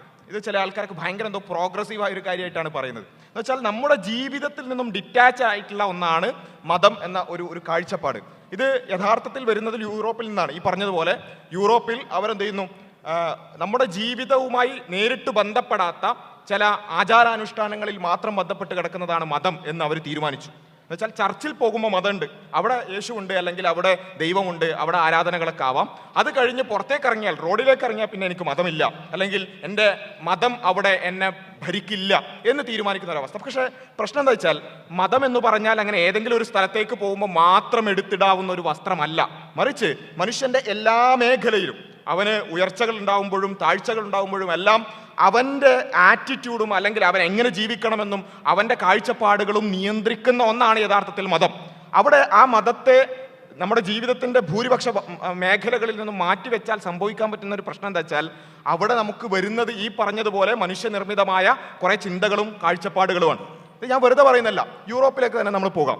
അപ്പോൾ ഞാൻ 2 ഉദാഹരണങ്ങൾ എടുക്കുകയാണ്. 2 സ്ഥലങ്ങളിൽ വലിയ രൂപത്തിലുള്ള അക്രമങ്ങളും അനീതികളും പ്രശ്നങ്ങളും ഉണ്ടായി. അതിനോട് രണ്ട് സമൂഹം അതിനോട് പ്രതികരിച്ചതിൻ്റെ ഒരു രൂപം നിങ്ങൾക്ക് കാണിച്ചു തരാം. ഒന്നാമത്തെ ഞാൻ കാണിക്കുന്നത് വേൾഡ് വാറുകൾ, ലോകമഹായുദ്ധങ്ങൾ നടന്നു. ആ ലോകമഹായുദ്ധങ്ങൾ നടന്നതുമായി ബന്ധപ്പെട്ടുകൊണ്ട് യൂറോപ്പിൽ ആളുകളുടെ മതവിശ്വാസവുമായി അതിനെ എങ്ങനെ ബന്ധപ്പെടുത്തി, അല്ലെങ്കിൽ ആളുകൾക്ക് മതവിശ്വാസവുമായി ബന്ധപ്പെട്ടുകൊണ്ട് എന്താണ് സംഭവിച്ചത്, അതിൻ്റെ ചെറിയൊരു ഭാഗം നിങ്ങൾ കേട്ടോളൂ. ആ മഹായുദ്ധം സമ്മാനിച്ചത് 2 രാജ്യങ്ങളുടെ ഉദയവും അസ്തമയവും മാത്രമായിരുന്നില്ല. യൂറോപ്പിലെ ചിലയിടങ്ങളിൽ വിശ്വാസികളെ ദൈവത്തിൽ നിന്നും ദേവാലയത്തിൽ നിന്നും മനസ്സുകൊണ്ട് അകറ്റിയ യുദ്ധം കൂടിയായിരുന്നു 2ാം ലോക മഹായുദ്ധം. അതിന് കാരണം ഈ യുദ്ധത്തിന്റെ ഭയാനകമായ കെടുതികൾ ഏറ്റവും കൂടുതൽ അനുഭവിച്ചത് ഈ 6 രാജ്യങ്ങളായിരുന്നു. England, Germany, Denmark, Sweden, Finland, Norway എന്നീ 6 രാജ്യങ്ങൾ ഈ യുദ്ധത്തിന്റെ ഭയാനകമായ കെടുതികൾ ഏറെ അനുഭവിച്ചു. ഈ രാജ്യങ്ങളിലെ സാമ്പത്തിക സൈനിക ശക്തികളുടെ തകർച്ച മാത്രമല്ല, പല കുടുംബങ്ങളെയും നാഥനില്ലാ കളരിയാക്കി മാറ്റിയ യുദ്ധം കൂടിയായിരുന്നു അത്. ഈ ദുരിതങ്ങൾ അവർക്ക് പ്രാർത്ഥനയോടും വിശ്വാസത്തോടും മടുപ്പുളവാക്കി. അവിശ്വാസികളായ ഒരു തലമുറയുടെ ഉദയം കൂടിയായിരുന്നു അത്. അപ്പോൾ യൂറോപ്പിൽ ക്രൈസ്തവത തകരാനുള്ള കാരണം എന്താണ്, അല്ലെങ്കിൽ അവിടെയുള്ള മതവിശ്വാസം കുറയാനുള്ള കാരണം എന്താ? അവർ വലിയ ലോക മഹായുദ്ധങ്ങൾ അവർ അനുഭവിച്ചു, അല്ലെങ്കിൽ അതിൻ്റെ കെടുതികൾ അവർ അനുഭവിച്ചു. അതിലൂടെ മതരഹിതരായ ഒരു സൊസൈറ്റി ഉണ്ടായി എന്നാണ്. എന്നാൽ അതേ സാധനം നമ്മൾ തിരിച്ച് ഇന്നത്തെ കാലഘട്ടത്തിലേക്ക് കൊണ്ടുവരാം. ഈ ലോകമഹായുദ്ധങ്ങളൊക്കെ എടുത്ത് പരിശോധിച്ച് നോക്കിയാൽ അവിടെ 1 സ്ക്വയർ കിലോമീറ്ററിൽ ഏകദേശം 10 മുതൽ 30 വരെ ആളുകളാണ് മരിച്ചത്. ഓരോ സ്ക്വയർ കിലോമീറ്ററിലും 10 മുതൽ 30 വരെ ആളുകൾ മരിച്ചിട്ടുണ്ട്. എന്നാൽ ഗസയിൽ കഴിഞ്ഞ ഏതാനും വർഷങ്ങളായി നടക്കുന്ന വംശഹത്യയിൽ 1 സ്ക്വയർ കിലോമീറ്ററിൽ 200ഓളം ആളുകളാണ് മരിച്ചത്. എന്ന് വെച്ചാൽ ലോകമഹായുദ്ധങ്ങളെക്കാൾ ഭീതിതമായൊരവസ്ഥയിലൂടെയാണ് ഗസ അതിലൂടെ കടന്നുപോയിട്ടുള്ളത്. അങ്ങനെ ഒരു ഭാഗത്ത് ലോകമഹായുദ്ധങ്ങളെ ഫേസ് ചെയ്തപ്പോൾ അവിടെ മതവിശ്വാസം ഇല്ലാതായി. എന്നാൽ ഗസയിൽ എന്താണ് സംഭവിച്ചത്? അതിൻ്റെ എത്രയോ ഇരട്ടി അവർ അനുഭവിച്ചപ്പോൾ അവരവനെ എങ്ങനെയാണ് കൈകാര്യം ചെയ്തത് എന്നത് നിങ്ങൾ കണ്ടോളൂ.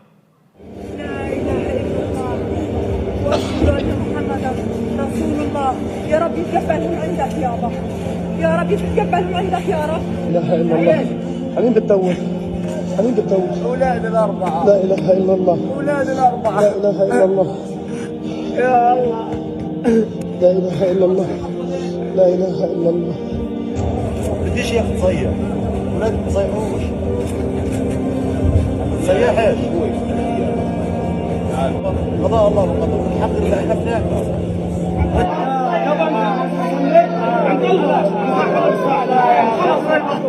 ولا تحزن عليهم جناحك للمؤمنين صلى الله على محمد. ഇവിടെ നമുക്ക് കാണാൻ പറ്റുന്നത് ഒരു ജനത അവർക്ക് അനുഭവിക്കാവുന്ന, ലോക ചരിത്രത്തിൽ അനുഭവിച്ചിട്ടില്ലാത്ത, വേറൊരു ജനതയും അനുഭവിച്ചിട്ടില്ലാത്ത രൂപത്തിലുള്ള ക്രൂരതകളും വംശഹത്യയും നേരിടുമ്പോൾ അവരതിനെ നേരിടുന്നത് ഹസ്ബുനല്ലാ എന്ന് പറഞ്ഞുകൊണ്ടാണ്. ലാ ഇലാഹ ഇല്ലല്ലാ, എനിക്കെൻ്റെ അള്ളയുണ്ട്, പടച്ചോനല്ലാതെ വേറൊരു ദൈവമില്ല. ഇവർക്കൊക്കെ ഈ പറഞ്ഞ വംശഹത്യകൾ നടത്തുന്ന സയനിസ്റ്റുകൾക്കും മുകളിൽ പടച്ചവനുണ്ട് എന്ന ഒരു ബോധ്യമാണ് അവരെ നയിക്കുന്നത്. ശരിക്കും നമ്മൾ ഇതിൻ്റെ ഒരു പ്രശ്നം മനസ്സിലാക്കണം, അല്ലെങ്കിൽ ഈ ഒരു വ്യത്യാസം നമ്മൾ മനസ്സിലാക്കണം. ഒരു ഭാഗത്ത് ഇത്രയും വലിയ ക്രൂരതകൾ അരങ്ങേറുമ്പോൾ ഈ ക്രൂരതകളൊക്കെ ഞാൻ അനുഭവിച്ചല്ലോ, അതുകൊണ്ട് എനിക്ക് ഇനി മതം വേണ്ട എന്ന് പറഞ്ഞ് മതത്തെ വലിച്ചെറിഞ്ഞോടുന്ന ഒരു സമൂഹം. മറുഭാഗത്ത് അതിനേക്കാൾ എത്രയോ ഇരട്ടി അനുഭവിക്കുമ്പോഴും എനിക്കെൻ്റെ പടച്ചോനുണ്ട് എന്ന് പറഞ്ഞുകൊണ്ട് കൂടുതൽ പടച്ചോനിലേക്ക് ഓടിയെടുക്കുന്ന ഒരു സൊസൈറ്റി. ഇതിൽ ശരിക്കും നമ്മൾ മനസ്സിലാക്കേണ്ട ഒരു വ്യത്യാസം എന്ന് പറയുന്നത്, ഗസയിൽ നിന്ന് നമ്മൾ പഠിക്കേണ്ട പാഠത്തിലെ ഏറ്റവും പ്രധാനപ്പെട്ട ഒന്നാണ് ഇസ്ലാം മനുഷ്യൻ്റെ സമഗ്ര മേഖലകളെയും കൈകാര്യം ചെയ്യുന്നുള്ളത്. പ്രത്യേകിച്ച് ഈ ലിബറൽ കാലത്ത് ഇസ്ലാമിൻ്റെ ഒരു സെക്യൂരിറ്റി പണി എടുക്കുന്ന കുറേ ആളുകളുണ്ട്. ഇസ്ലാമിനെ പുറത്തുനിന്ന് ആരെങ്കിലും ആക്രമിക്കാൻ വന്നാൽ ഭയങ്കരമായി ഡിഫെൻഡ് ചെയ്യുന്ന, ഗസയുടെ കൂടെ നിൽക്കുന്ന, ഫലസ്തീൻ്റെ കൂടെ നിൽക്കുന്ന ആളുകൾ. പക്ഷേ ഇസ്ലാമിക വിശ്വാസത്തിലേക്ക് വരുമ്പോൾ ഒരു സെലക്റ്റീവ് അപ്രോച്ച്, എന്താ പറയുക, സെലക്റ്റീവ് ഞെട്ടൽ വരുന്ന, അല്ലെങ്കിൽ എനിക്ക് ഇത് പറ്റും ഇത് പറ്റില്ല എന്ന് പറയുന്ന രൂപം നമ്മൾ കാണുന്നു. അവിടെ യഥാർത്ഥത്തിൽ ഇസ്ലാമിൻ്റെ വിശ്വാസത്തിൻ്റെ അടിസ്ഥാനം എന്ന് പറയുന്നത് ഉദ്ഖുലു ഫിസിൽ മിക്കാഫ എന്ന് പറയുന്ന പൂർണ്ണമായി ദീനിൽ പ്രവേശിക്കുന്ന ആളുകൾ മാത്രമാണ്. യഥാർത്ഥത്തിൽ ഇതിൻ്റെ കൃത്യമായി വിവക്ഷ പറയുകയാണെങ്കിൽ പ്രാക്ടിക്കൽ മുസ്ലിം, നോൺ പ്രാക്ടിക്കൽ മുസ്ലിം, അതല്ലെങ്കിൽ പ്രാക്ടീസിങ് മുസ്ലിം എന്ന് പറയുമ്പോൾ പലപ്പോഴും വളരെ ദീനിയായ ആളുകൾ എന്ന് പറയുന്നു. എന്നാൽ അതല്ലാത്തൊരു ടീം മുസ്ലിം ഇവിടെ ഉണ്ട് എന്ന് പറയുന്നു. കൃത്യമായി നമ്മൾ മനസ്സിലാക്കുക, ഇസ്ലാമിൽ പ്രാക്ടീസിങ് മുസ്ലിമേ ഉള്ളൂ. ഇസ്ലാമിൽ പ്രാക്ടീസിങ് മുസ്ലിമേ ഉള്ളൂ. അതല്ലാതെ ഇസ്ലാമിൻ്റെ വിശ്വാസം പ്രാക്ടീസ് ചെയ്യാത്തൊരു വിഭാഗത്തെ ഇസ്ലാമിൻ്റെ ഉള്ളിൽ കൊണ്ടുവന്ന് മുസ്ലിമായി നിലനിർത്തുക എന്നൊരു വിശ്വാസം യഥാർത്ഥത്തിൽ ചരിത്രപരമായും ഇസ്ലാമിക പ്രമാണങ്ങൾ നമ്മൾ കാണുന്നില്ല എന്ന് ചേർത്ത് വായിക്കണം.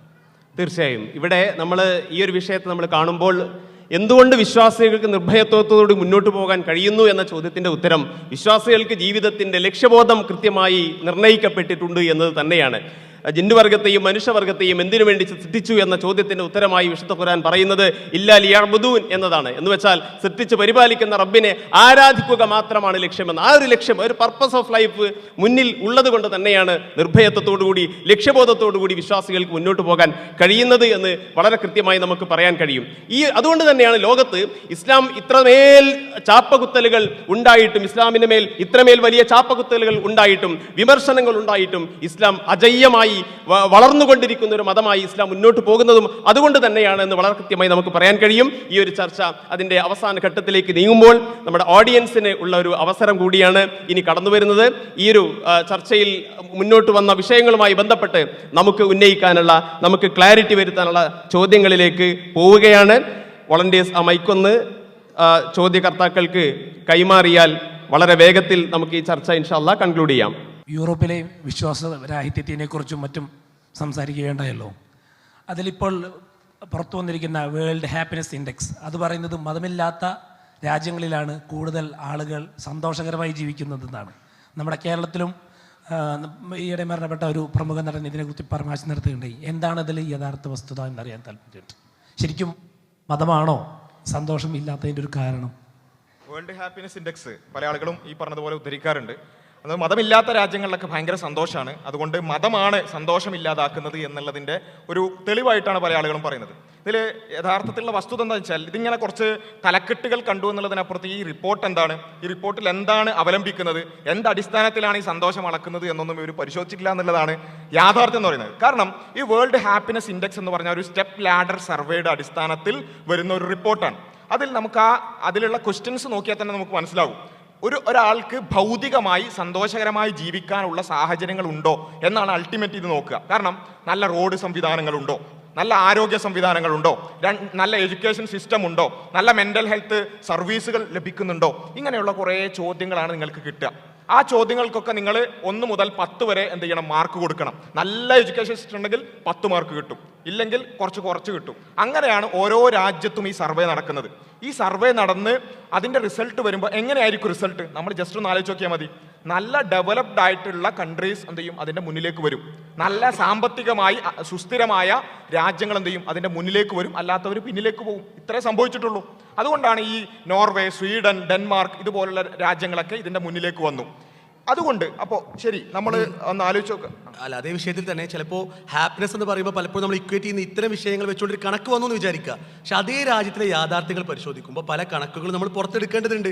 ഇപ്പോൾ ഈ ഹാപ്പിനെസ് ഇൻഡെക്സിൻ്റെ ഒന്നാമത്തെ ഡെഫിനേഷൻ വായിച്ചപ്പോഴുള്ള കാര്യമാണ് പറഞ്ഞത്. അതൊന്നും ഇങ്ങ് താഴത്തേക്ക് പോയിട്ട് അതേ രാജ്യങ്ങളിൽ തന്നെ ഡിപ്രഷൻ റേറ്റ് ഒന്ന് നോക്കി നോക്കുക, അതല്ലെങ്കിൽ ഈ പറഞ്ഞ പോലെ സൂയിസൈഡ് റേറ്റ് ഒന്ന് നോക്കി നോക്കുക. നിങ്ങളൊന്ന് ആലോചിച്ച് നോക്കുക, ഒരു രാജ്യത്ത് സൂയിസൈഡ് റേറ്റ് ക്രമാതീതമായി വർദ്ധിക്കുക, എക്സ്പോണൻഷ്യലായ ഗ്രോത്ത് സൂയിസൈഡ് റേറ്റിൽ ഉണ്ടാവുക, എന്നിട്ട് ആ രാജ്യം ഹാപ്പിനെസ് ഇൻഡെക്സിൽ 1-ാം സ്ഥാനം വരിക. എത്ര കൃത്യമായി നമുക്ക് മനസ്സിലാവുന്ന ഒരു പാരഡോക്സ് ആണത്.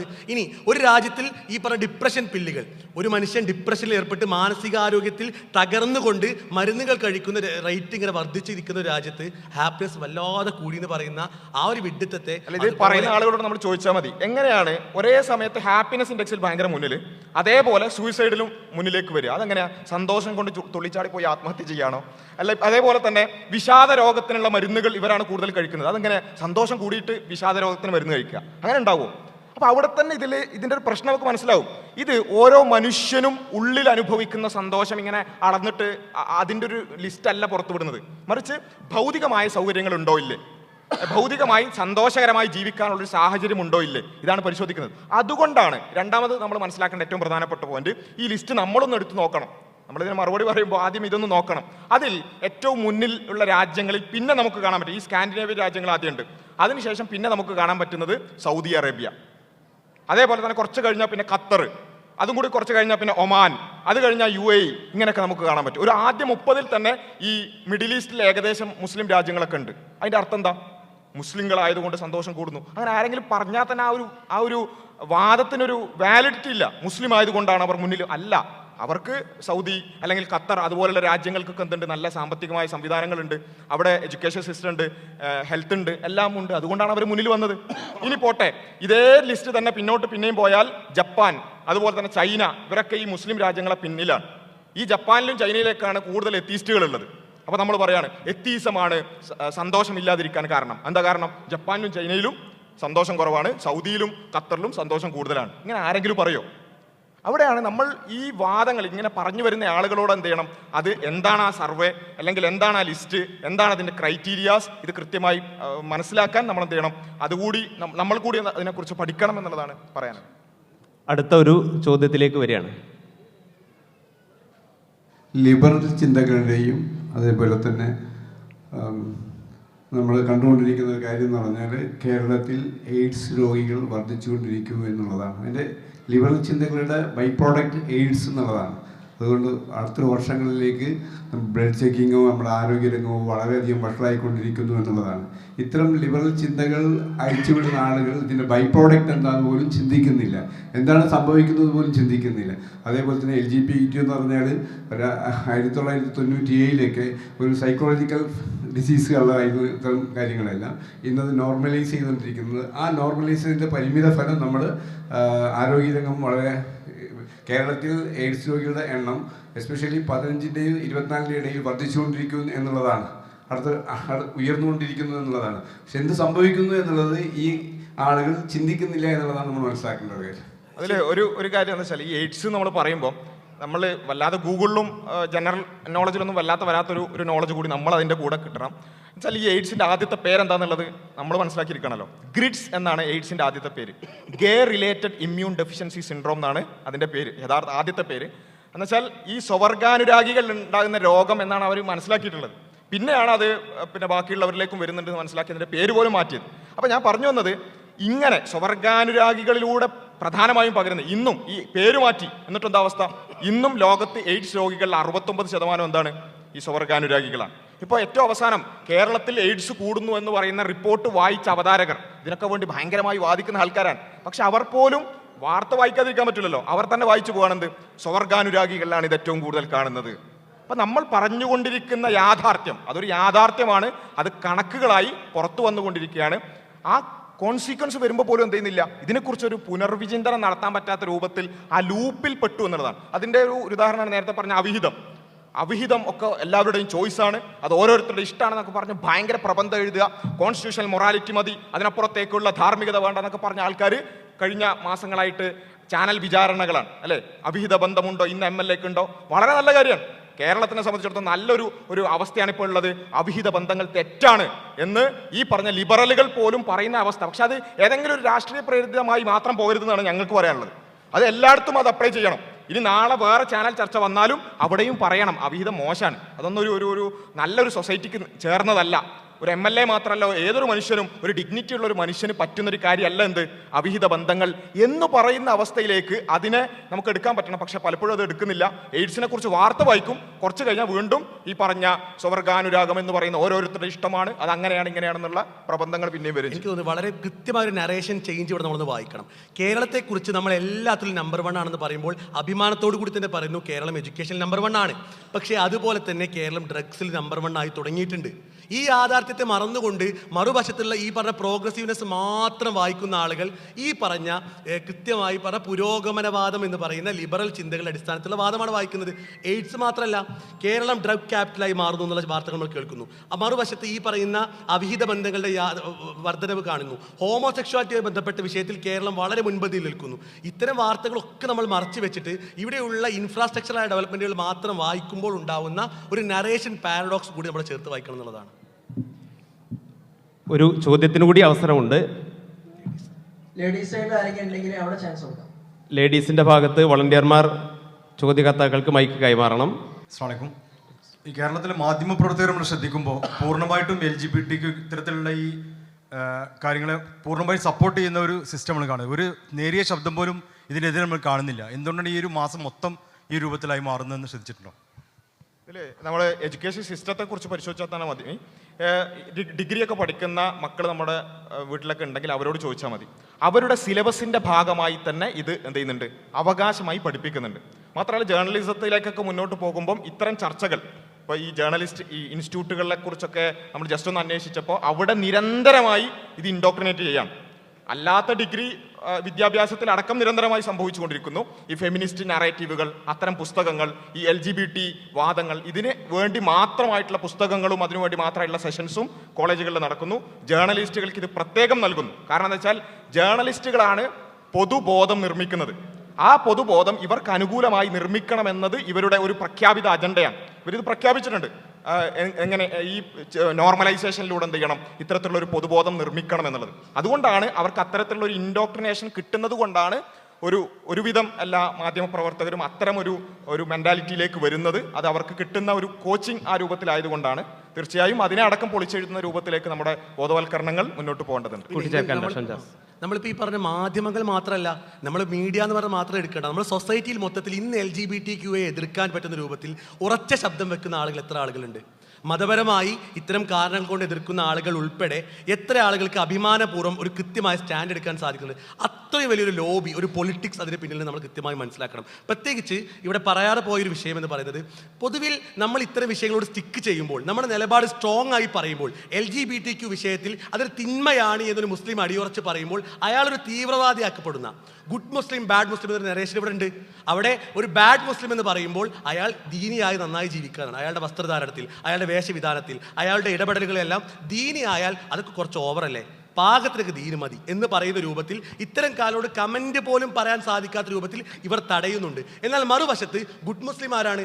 ഇത്തരം കാര്യങ്ങളൊക്കെ ഒന്ന് അംഗീകരിച്ച് അതൊക്കെ ഒന്ന് മിണ്ടാതിരുന്നാൽ നമ്മൾ തള്ളാനും പോണ്ട കൊള്ളാനും പോണ്ട, നമ്മൾ എതിർക്കാൻ നിൽക്കാതിരുന്നാൽ മതി, അതൊക്കെ എന്തെങ്കിലും നടന്നോട്ടെ എന്ന് വിചാരിച്ചാൽ അവൻ ഗുഡ് മുസ്ലിമായി മാറുന്നു. അപ്പോൾ ഈ ഒരു ബൈനറിയെ കൂടി തിരിച്ചറിയുമ്പോഴാണ് ഇത്തരത്തിൽ ഇതിൻ്റെ ഒരു ഡോമിനേഷൻ നമ്മൾ കൃത്യമായി പഠിക്കുന്നത്.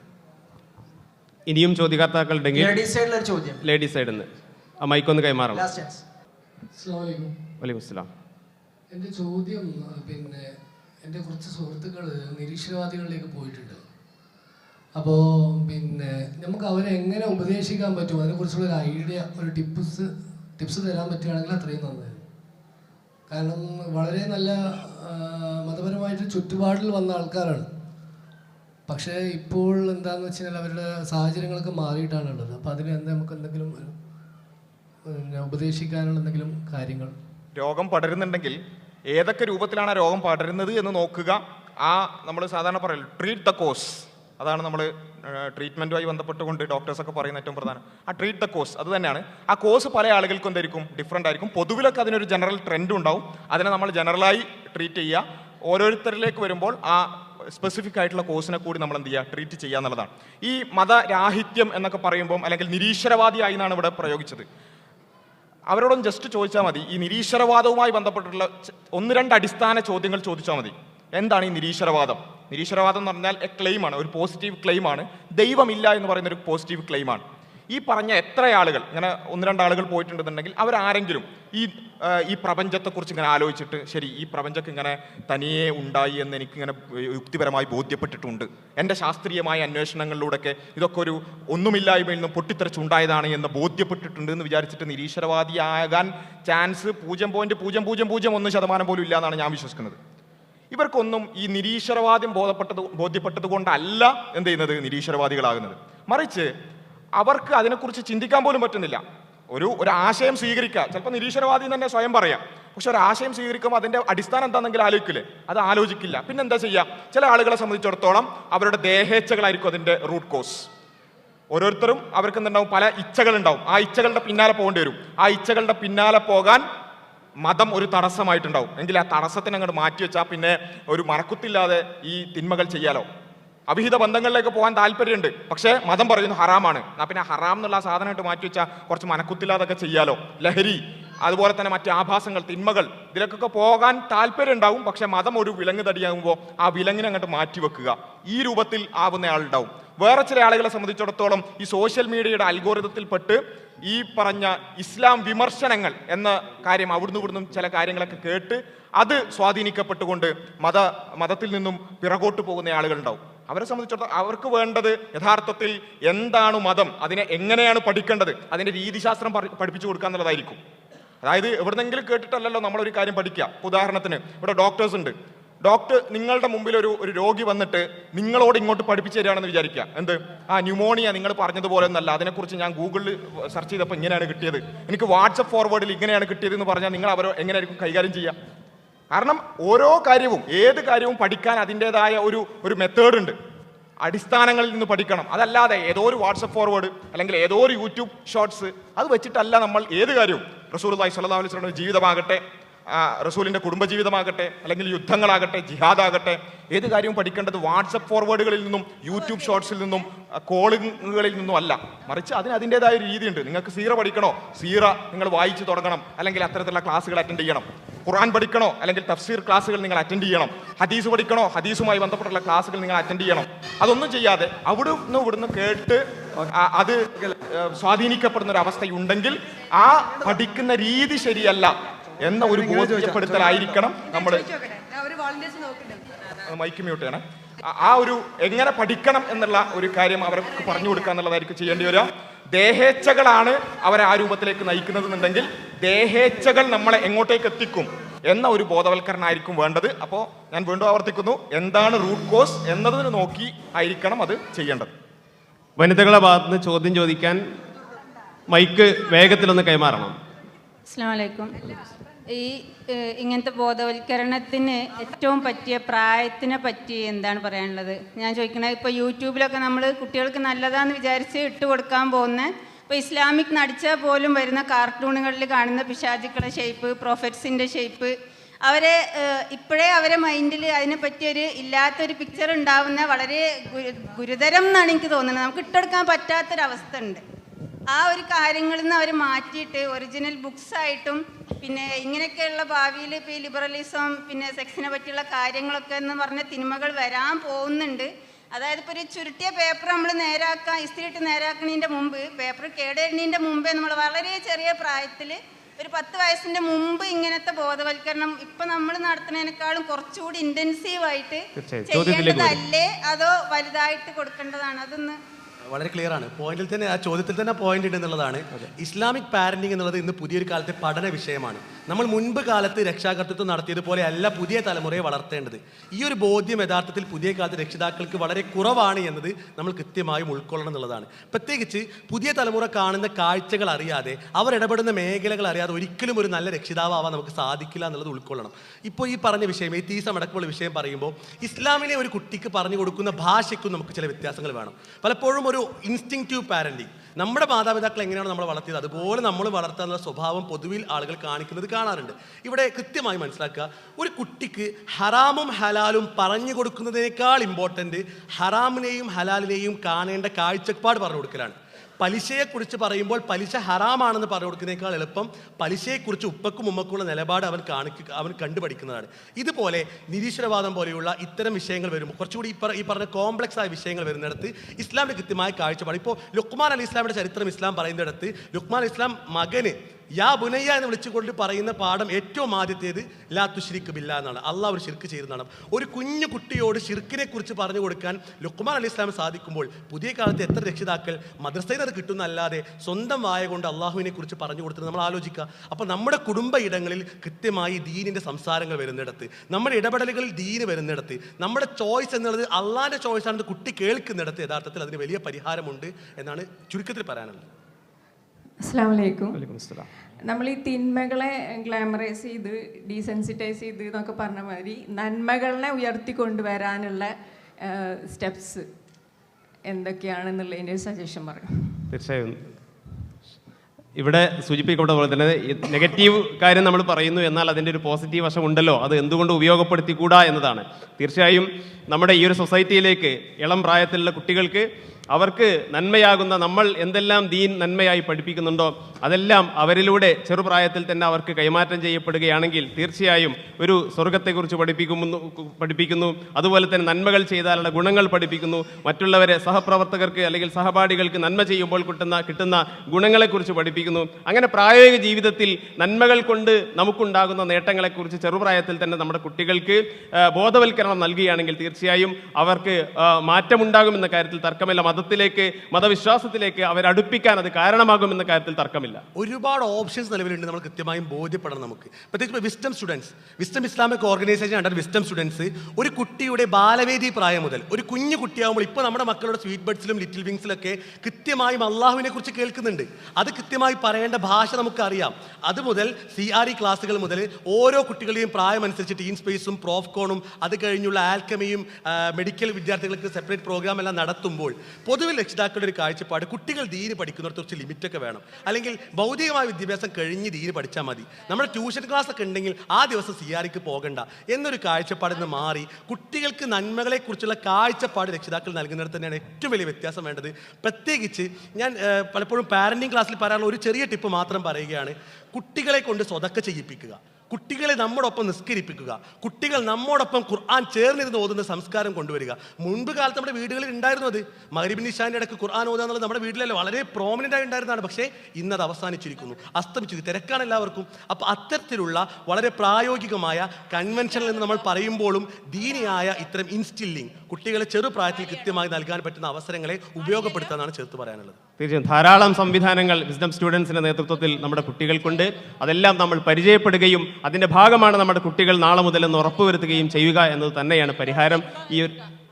ഈ ഒരു ചർച്ച അതിൻ്റെ അവസാനത്തിലേക്ക് എത്തുമ്പോൾ ഒറ്റ കാര്യം മാത്രമാണ് പറയാനുള്ളത്. നമ്മുടെ കാഴ്ചപ്പാടിൽ കഴിഞ്ഞ കാലങ്ങളിലേക്ക് നമ്മുടെ കണ്ണ് ഒന്ന് ചിതറുമ്പോൾ ഇന്ന കാലഘട്ടം മുതൽ പല തിന്മകളും നന്മകളായി അല്ലെങ്കിൽ പൊതുവിൽ ആളുകൾ സ്വീകരിച്ചു വരുന്നു എന്ന് നമുക്ക് തോന്നുന്നുണ്ടെങ്കിൽ ആ കാലത്തിനിപ്പുറം തീർച്ചയായും ലിബറൽ ചിന്തകളുടെ സ്വാധീനം നമ്മുടെ കേരളത്തിൻ്റെ മണ്ണിൽ ഉണ്ടായിട്ടുണ്ട് എന്ന് കൃത്യമായി നമുക്ക് പറയാൻ കഴിയും. മൈ ബോഡി മൈ ചോയ്സ്, അതുപോലെ തന്നെ മറ്റുള്ളവർക്ക് ഉപദ്രവം ഉണ്ടാക്കാത്തതെല്ലാം നന്മയാണ് എന്ന ഒരു കാഴ്ചപ്പാട്, അല്ലെങ്കിൽ എനിക്ക് ഏറ്റവും സന്തോഷം നൽകുന്നത് എന്തൊക്കെയുണ്ടോ അതെല്ലാം നന്മയാണ് എന്ന ആ ഒരു ധാർമ്മികതയുടെ ലിബറൽ അടിത്തറ എന്ന് പറയുന്നത് കേരളത്തിൻ്റെ മണ്ണിൽ എന്ന് മുതൽ വേരൂന്നിയിട്ടുണ്ടോ അന്നു മുതലാണ് നമ്മൾ ഈ കാണുന്ന ഭീതിതമായ സാഹചര്യം തിന്മകളുടെ കടന്നുവരവ് ഉണ്ടായിട്ടുള്ളത് എന്ന് വളരെ കൃത്യമായി നമുക്ക് പറയാൻ കഴിയും. ആ ഒരു റൂട്ട് കോസിനെ നമ്മൾ തിരിച്ചറിഞ്ഞുകൊണ്ട് അതിനെ ഈ സമൂഹത്തിൽ നിന്ന് പിഴുതെറിയാനുള്ള മാർഗങ്ങൾ സ്വീകരിക്കുക മാത്രമാണ് പരിഹാരമെന്നാണ് ഈ ഒരു ചർച്ച കൺക്ലൂഡ് ചെയ്യുമ്പോൾ പറയുവാനുള്ളത്. സമയം അതിക്രമിച്ചതുകൊണ്ട് ഈ ഒരു ചർച്ച ഇവിടെ കൺക്ലൂഡ് ചെയ്യുന്നു. വാഹിറു ദഅ്വാനാ അനിൽ ഹംദുലില്ലാഹി റബ്ബിൽ ആലമീൻ. അസ്സലാമു അലൈക്കും വറഹ്മത്തുള്ളാഹി.